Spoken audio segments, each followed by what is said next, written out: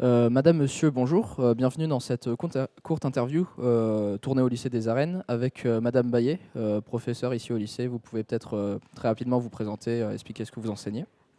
Bonjour, je suis effectivement professeure de culture audiovisuelle et artistique et d'humanité moderne au lycée des Arènes, dans lequel j'enseigne depuis une vingtaine d'années pratiquement. Et les années passant, je me suis peu à peu orientée davantage vers l'enseignement en audiovisuel et j'ai la chance donc d'enseigner dans des BTS audiovisuels, à la fois les cours d'écriture et de commentaires d'analyse filmique et la réflexion plus générale sur des problématiques culturelles. D'accord. Et aujourd'hui, on vous reçoit justement pour parler du festival de Clermont-Ferrand du court-métrage qui normalement est censé se dérouler cette semaine, mais où on C'est était ça. censé s'y rendre en présentiel, mais évidemment avec la crise sanitaire, toute la situation qu'on connaît. On a eu des diffusions ici, au lycée, dans l'auditorium. Est-ce que vous pouvez nous en parler sur l'organisation et pourquoi avoir voulu essayer de nous donner ces diffusions? D'accord. Alors c'est une vaste question. Sur le pourquoi, d'abord du point de vue du festival lui-même. L'idée était quand même d'offrir un public à ces jeunes réalisateurs qui tentent de se confronter à la forme difficile du court-métrage.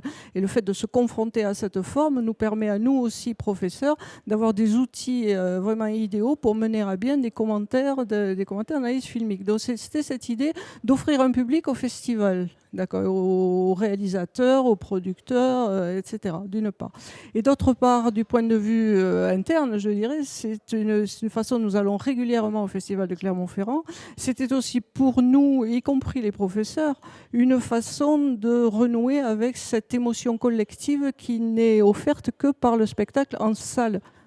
Ça n'a rien à voir entre entrer dans un film vu sur une télévision, un écran d'ordinateur et vu sur un écran large dans une salle obscure. On a un partage d'émotions, une façon d'entrer dans le film tout à fait différente. Donc c'était cela aussi, cette idée donc de recréer cette émotion dont nous sommes privés depuis plusieurs mois. Ensuite, ça ne remplace pas le festival en vrai, l'immersion physique, ça ne remplace pas les cocktails du festival, ça ne remplace pas le petit déjeuner à l'hôtel, ça ne remplace pas la rencontre physique avec des réalisateurs, etc. Donc c'était une façon, disons, de faire un peu le reflet de Clermont-Ferrand au lycée des Arènes, sans avoir la prétention d'égaler le festival. Il y avait cela. D'autres raisons aussi, c'était tout simplement parce que c'est quelque chose de nouveau, à la fois pour les organisateurs du festival et pour moi.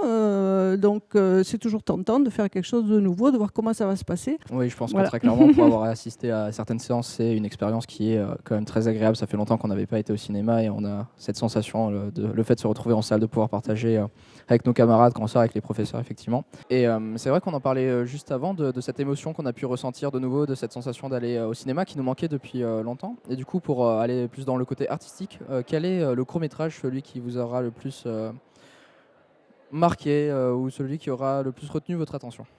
D'accord, alors il ne s'agit pas d'aller dans le côté artistique comme vous dites, mais je vais dire du point de vue professionnel, hein, en tant que professeur, et ça rentre aussi en convergence avec un goût particulier. C'est le premier film, le quatrième film de la section Labo 4 que j'avais choisi pour démarrer en trombe les projections online, à savoir le film Malbeek, je prononce certainement mal le néerlandais, d'Ismaël Chandoutis, qui me tient à cœur pour plusieurs raisons.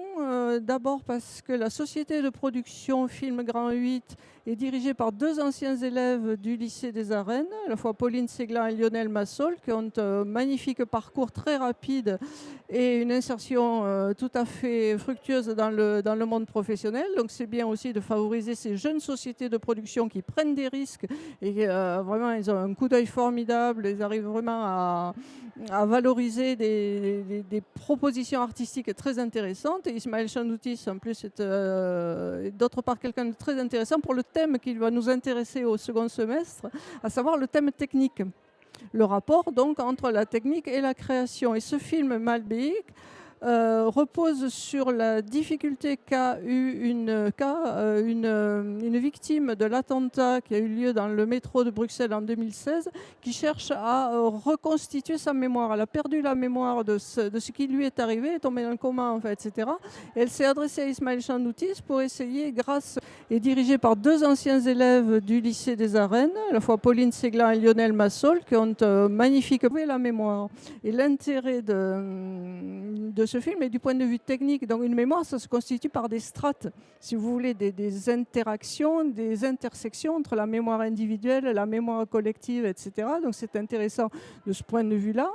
Et d'autre part, c'est surtout intéressant par la technique qui est utilisée, qui repose justement sur en quelque sorte, des strates dans l'image. Oui, je m'en souviens pour l'avoir visionné Ouais. comme des calques qui viennent justement s'ajouter pour faire Exactement. et quoi ça. Mais Et quant à vous, chers spectateurs, nous vous remercions de nous avoir suivis et nous vous disons à une prochaine fois.